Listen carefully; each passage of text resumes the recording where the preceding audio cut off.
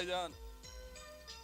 अरे भाई, दिन दहाड़े किसी और के पलंग पर पैर पसार कर सोना, यह कहाँ की शराफत है? ओ कौन? यार कमाल करते हो टोनी मियां, ये सब तुम्हारी मेहरबानी का नतीजा है। वो कैसे? यार तुम्हारी इंतजार में सड़ सड़ कर हम लेट गए। आए थे ना, तब हम भी शरीफ आदमी की तरह कुर्सी पर बैठकर तुम्हारा इंतजार कर रहे थे, लेकिन तुमने यार इतना बोर किया कि हम तो लेट ही गए। एक घड़ी के कांटों की तरह हम भी फैल गए। तो कोई मैगजीन पढ़ लेते। मैगजीन? तुम तो जानते हो टोनी, हमारे लिए काला अक्षर भैंस बराबर होता है। यार स्कूल कॉलेज में कभी किताब नहीं पढ़ी तो अब क्या पढ़ेंगे? याद है स्कूल में तुम हमारे परिचय लिखा करते थे। अच्छा एक बात बताओ, हमें यहाँ पर बुला के सड़ा के तुम कहाँ गुम हो गए थे? मैं एक खुशखबरी लेने गया था। खुशखबरी? मान गई क्या? कौन? अरे तानिया, वो शादी के लिए मान गई क्या? तेरा दिमाग खराब हो गया है क्या? मैं मौर्य शॉपिंग कॉम्प्लेक्स की कॉन्ट्रैक्ट की बात कर रहा हूँ। क्या हुआ उसका? धवन का कॉन्ट्रैक्ट कैंसिल हो गया। कमिटी में हमारा नाम प्रपोज हुआ है, क्योंकि मशीनरीज हमारे पास है। बस समझ लो कल तक वो कॉन्ट्रैक्ट हमें मिल जाएगा। क्या बात कर रहा है यार, ये तो सचमुच कमाल हो गया। कमाल तो हो गया, और इसका पूरा क्रेडिट तानिया को जाता है। तानिया को मिलाने का क्रेडिट हमको जाता है? हमने तो तानिया को तुमसे मिलाया था, याद नहीं क्या? हमारे गैराज में आई थी वो, मुश्ती के गैराज में।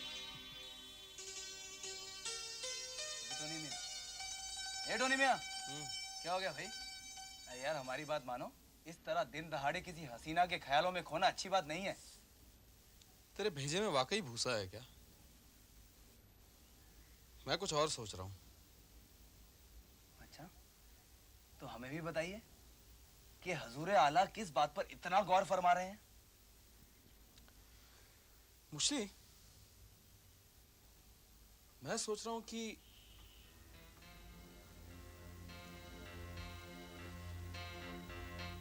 जिमी से मिलने से पहले क्यों ना एक बार केसरी को टटोल लिया जाए। हो सकता है तुम्हारा ख्याल गलत हो सकता है, बिल्कुल हो सकता है, क्यों नहीं हो सकता? राय करने में कोई हर्ज नहीं है, लेकिन अगर केसरी ने जिमी को बता दिया तो क्या चौकन्ना होकर करेगा क्या? कीमत ही बढ़ाएगा ना, दे देंगे। ठीक है, फिर बात कर लो केसरी से, हम नंबर लगा देते हैं।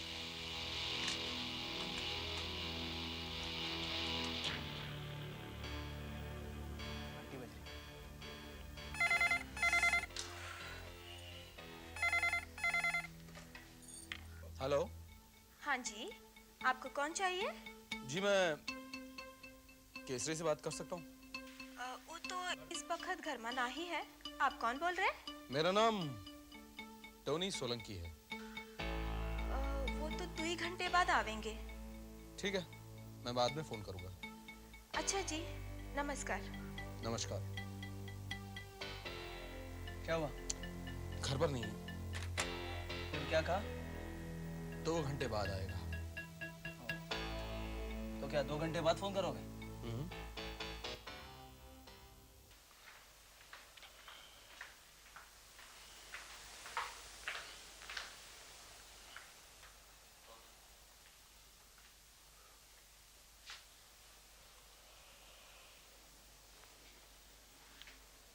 परीक्षित, तुमने साधना को फोन किया? नहीं डैड। क्यों बेटे? डैड वो मैं उनसे बात नहीं करना चाहता। क्यों? क्या बात है? कुछ नहीं। मैं परीक्षित, तुम पहले तो कभी इतने कमजोर नहीं थे कि अपने ख्यालों का इजहार करने में इस कदर डर जाओ। आप नहीं समझेंगे डैड। दरअसल मैं एक उलझन में फंस गया हूं। उलझन? कैसी उलझन बेटे? मुझे बताओ। मैं आपको नहीं बता सकता। कि तुम अवंती से प्यार नहीं करते?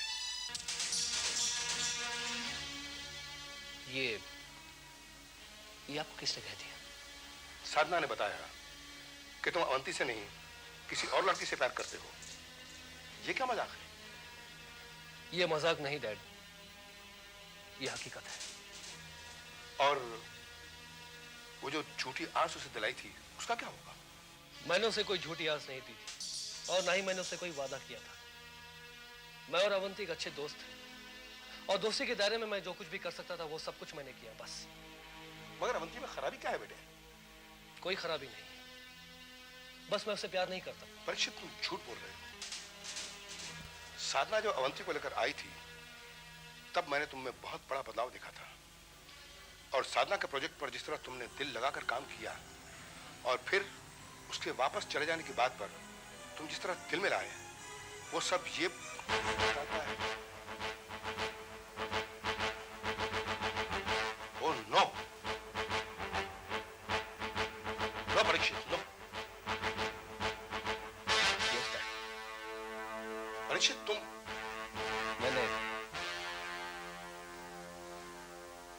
मैंने फैसला कर लिया है।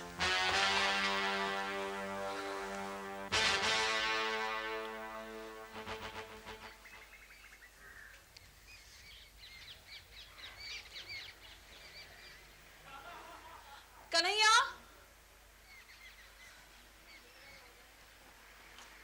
जी मैम साहब। प्रेम की तबीयत कैसी है?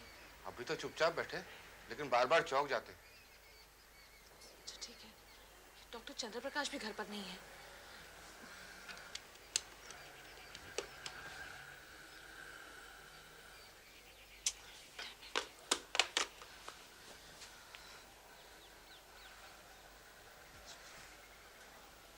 डॉक्टर साहब आ गए।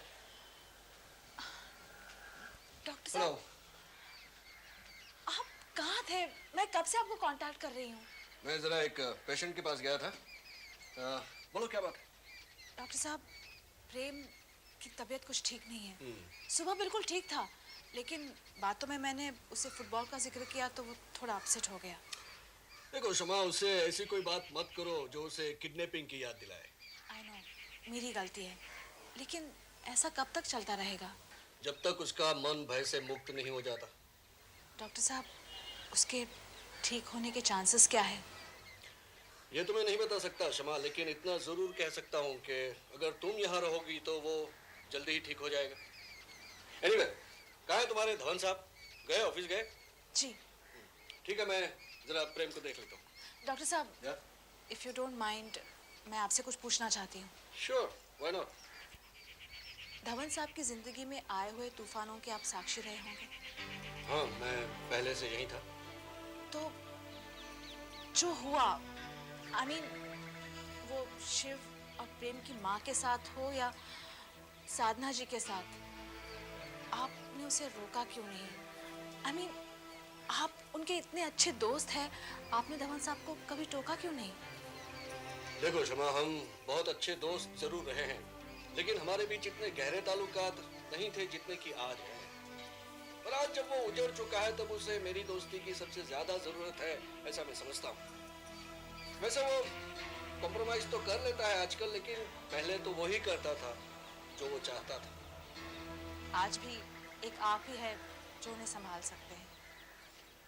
आज जब बात निकली है शमा, तो मैं इतना जरूर कहूंगा कि एक व्यक्ति और है जो उसे न सिर्फ संभाल सकती है, लेकिन सही वक्त पर सही दिशा में मोड़ भी सकती है। जरूरत है सिर्फ थोड़ी सी मेहनत और लगन की।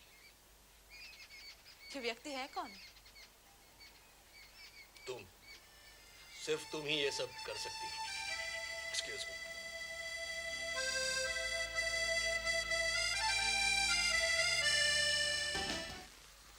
कौसी,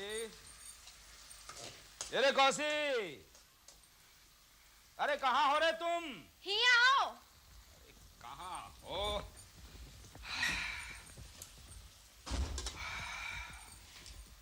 क्या हुआ?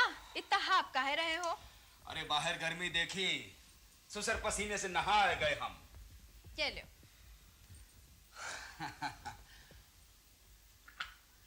सुनो, ये टोनी सोलंकी वही ना इसका धवन साहब का संग? का किया टोनी ने? कछु नहीं, वो का फोन आया रहा बस। टोनी का फोन आया रहा यहाँ काहे का वास्ते का कहता हूँ? तुम का पूछा था, कह दिया 2 घंटे बाद आवेंगे। वो फिर से फोन करेगा। टोनी सोलंकी का फोन यहाँ काहे आया रहा ससुरा?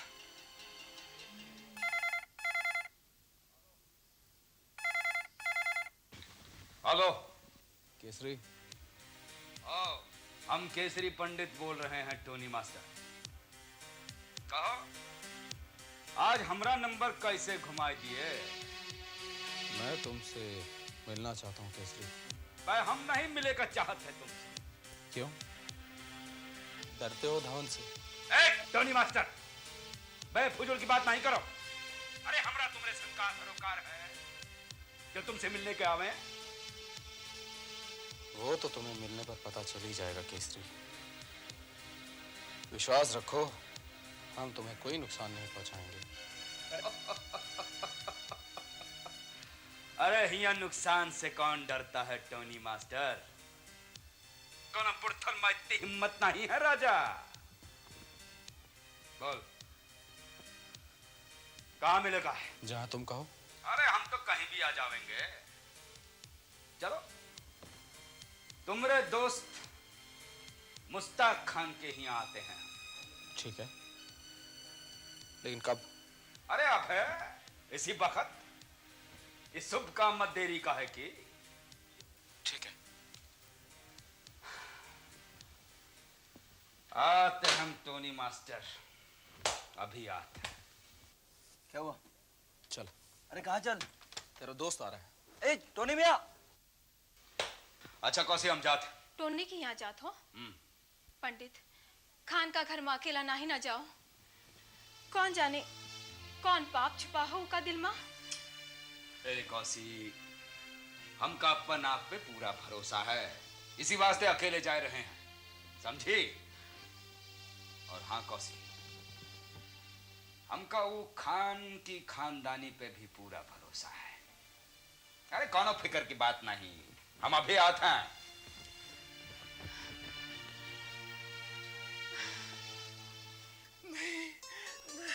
नहीं खेलूंगा मैं। वो आदमी। देखो देखो बेटे, तुम्हें खेलना चाहिए, तुम्हें खेलना चाहिए। शमा तुम्हारे साथ खेलेगी। हाँ? क्यों नहीं खेलोगे? हाँ? वो आदमी। देखो डरना नहीं, डरना नहीं। वो कुछ नहीं करेगा। शमा तुम्हारे साथ खेलेगी, ये कन्हैया होगा तुम्हारे साथ। My God, just a moment जरा। प्रेम, डरने की बात नहीं है, हम हैं ना यहाँ। देखो शिव है, मैं हूँ यहाँ। हाँ मैं हूँ। मैं नहीं खेलूंगा।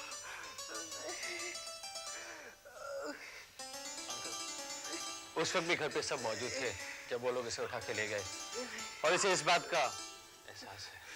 मैं जानता हूँ बेटे, लेकिन उसके मन से ये दहशत को निकालना होगा। मैं समझता था कि आहिस्ता आहिस्ता वो नॉर्मल हो जाएगा, लेकिन फिलहाल तो वो फुटबॉल से डरता है, लोन में जाने से डरता है। लेकिन अगर उसे संभाला नहीं गया तो ये डर, ये खौफ उसके मन पे इतना हावी हो जाएगा कि एक दिन वो तुमसे, मुझसे, खुद अपने आप से भी कांपने लगेगा। हाँ ये ठीक है, इतने दिन हो गए वो अभी तक घर के बाहर नहीं निकला, मेरे कहने पर भी नहीं। डॉक्टर अंकल, आप ही बोलिए हमें क्या करना चाहिए? उसे कहीं बाहर ले जाना चाहिए, इस जगह से दूर जहाँ पे वो यहाँ की पुरानी यादें अपने मन से हमेशा के लिए निकाल पाए। लेकिन उसे ले कैसे जाएंगे? ले तो जाना पड़ेगा शमा, चाहे कैसे भी हो। डॉक्टर अंकल, पहले तो वो शमा की हर बात मानता था, लेकिन आजकल तो वो शमा की भी नहीं सुनता। देखो बेटे, उसके डर का इलाज डर से ही हो सकता है। क्या मतलब? मतलब कि वो प्राण से डरता है। अगर तुम्हारे डैडी उसके साथ जाने के लिए तैयार हो जाए तो शायद वो मना न कर पाए। और शायद शमा को भी साथ जाना चाहिए। He's right. तुम्हें उसके साथ जाना चाहिए। तुम्हारे बगैर शायद वो कहीं जाएगा भी नहीं। I mean, if you don't mind. Doctor, I mean, I don't mind, पर शमा, प्रेम शायद डैडी के साथ जाने के लिए तैयार भी हो जाए, लेकिन मैं उनके साथ कभी अकेला नहीं जाता। He is absolutely right. Anyway, don't worry. फिलहाल मैं चलता हूँ। कन्हैया को जरा क्लिनिक पे भेज देना, मैं उसे कुछ नई मेडिसिन दे देता हूँ। Okay? Don't worry. Take care. Thank you. Shiv, मैं प्रेम के साथ जाने के लिए तैयार हूँ, पर तुम अपने डैडी से पूछ लो, शायद उन्हें इस बात से एतराज हो।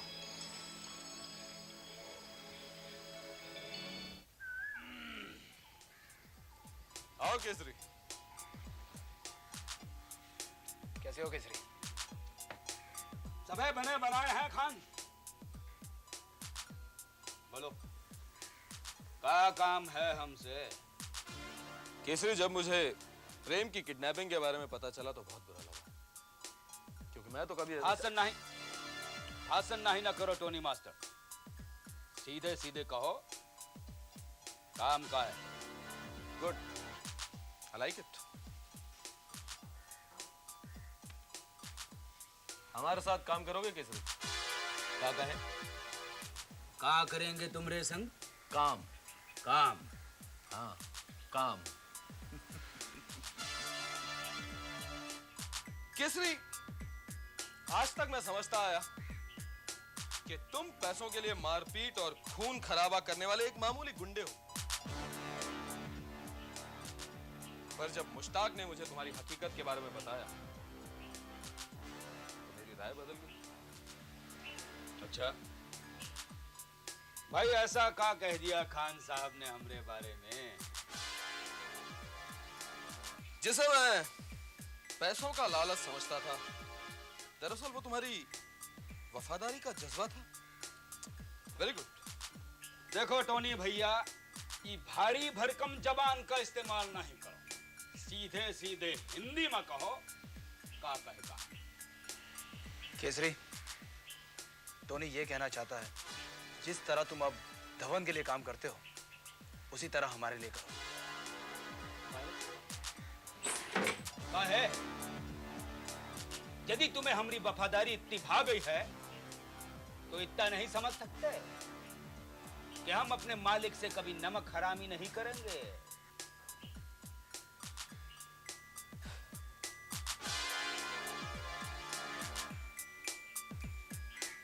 देखो केसरी, वफादारी उसके साथ करो जिसे इसकी कदर हो। अरे, हम तो तुम्हारे दुश्मन होकर भी तुम्हारी वफादारी की दाद देते हैं, पर कभी तुम्हारे अपने धवन साहब ने ऐसा किया? मैं जानता हूं कभी नहीं किया होगा। अच्छा, तो तुम ये चाहत हो कि हम धवन साहब को छोड़ के तुमरे संग काम करें, यानी धवन साहब के संग लड़े का शुरू करते। काहे? काहे कि तुम हमरे कदरदान हो। देखो केसरी, मैं कभी भी लड़ना नहीं चाहता था, और कोई भी लड़ाई मेरी तरफ से शुरू नहीं हुई। और धवन भी ये सब इसलिए करता है क्योंकि उसके पास तुम्हारे जैसा एक वफादार साथी है जो बिना कुछ सोचे समझे वैसा ही करता है जैसे वो कहता है। यानी कि ये सब लड़ाई झगड़े के जिम्मेदार अकेले एक हम ही हैं। नहीं नहीं नहीं नहीं, जिम्मेदार नहीं, जिम्मेदार नहीं, जरिया हो तुम एक धवन के लिए, जरिया। केसरी, धवन तुम्हें एक इंसान नहीं, हथियार समझता है, और हथियार की अपनी कोई सोच समझ नहीं होती, अच्छे बुरे की पहचान नहीं होती, वो तो बस मारना जानता है। और मुश्ताक की बातें सुनकर मुझे ऐसा लगा कि तुमने सोच है, तुम इंसान हो, हथियार नहीं। एनीवे, आज नहीं तो कल जब भी हमारी जरूरत महसूस हो चले आना। हमारे दरवाजे तुम्हारे लिए हमेशा खुले रहेंगे। ठीक है टोनी मास्टर, हम तुम्हारी ये बात हमेशा याद रखेंगे। अच्छा, हम चलते हैं। नमस्कार।